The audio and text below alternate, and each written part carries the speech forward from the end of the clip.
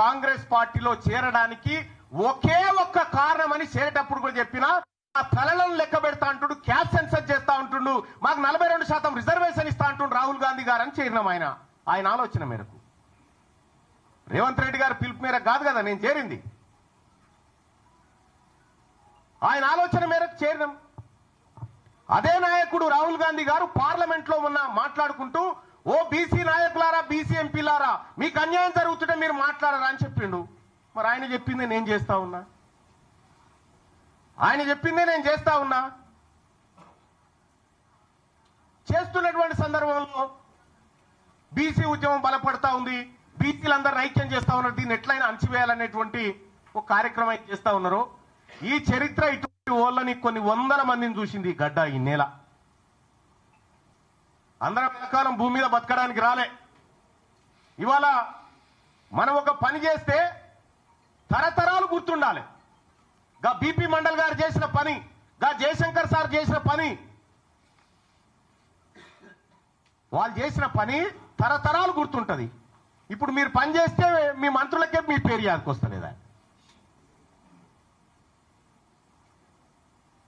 అందుకోసమే ముఖ్యమంత్రి గారు ఇది మిమ్మల్ని పరిపాలన చేయమని అప్పగించినటువంటి సందర్భంలో మీరు తీసుకున్న నిర్ణయం తప్పని చెప్పిన. తీన్మార్ మల్లన్న తగలబెట్టింది కులగణన సర్వే రిపోర్టు తరగబెట్టిన నేను. ఇలా తీన్మార్ మల్లన్న ఏం చేసిండో 2018లో 2011లో రాహుల్ గాంధీ గారు కూడా అదే చేశాడు. Manmohan Singh government, UPA 2 government తీసుకొచ్చిన ఆర్డినెన్స్ చింపి చెత్తబుట్టలో బారేసిండు. ఇలా నేను చేసింది గదే.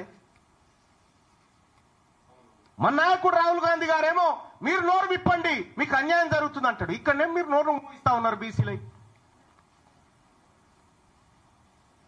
ఇలా బీసీ నాయకులు మాట్లాడితే కోమటిరెడ్డి వెంకటరెడ్డి కో న్యాయం, రాజగోపాల్ రెడ్డి కో న్యాయం, వాళ్ళైతే చిన్నగానే దిచ్చిరా నిన్ను. నేను మిమ్మల్ని అన్నది కూడా లేదు. మళ్ళా మీరు చేసిన కార్యక్రమాన్ని వ్యతిరేకించిన, ప్రభుత్వ నిర్ణయాన్ని వ్యతిరేకించిన. కుద్దు రాజగోపాల్ రెడ్డి గారు అనే నువ్వు బ్లాక్ మెయిలర్ అని చెప్పి, వెంకటరెడ్డి గారు 50 కోట్లు పెట్టి తెచ్చుకున్నావని తిట్టే. అంటే అంతర్గత ప్రజాస్వామ్యం అనేది కాంగ్రెస్ పార్టీలో అగ్రవర్ణాలకు ఉంటుంది కానీ అణగారిన వర్గాలకు ఉండదా? ఇవాళ మీరు ఏం చేయదలుచుకున్నారు కాంగ్రెస్ పార్టీ? ఈ కాన్స్టిట్యూషన్ ఏం చెప్తా ఉంది? Constitution of all India Congress party constitution ఏం చెప్తా ఉంది?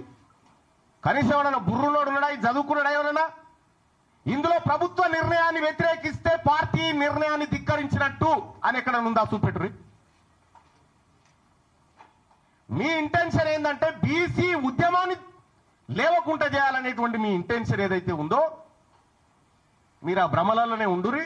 ఇవాళ బీసీలంతా చైతన్యవంతమై మేము ముందుకు పోతా ఉన్నాం. అలాగే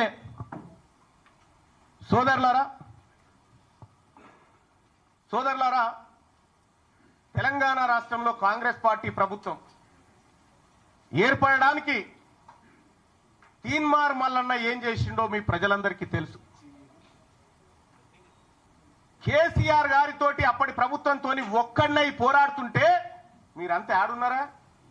కాంగ్రెస్ పార్టీ కార్యకర్తలను పిట్టల లెక్క ఏరుతా ఉంటే ఆ రోజు క్యూ న్యూస్ వేదిక కాంగ్రెస్ పార్టీ కార్యకర్తలకు మరో గాంధీ భవన్ అయింది కదా. మీరు ఆడమన్నారు. అప్పుడు ఏడున్నారు మీరంతా?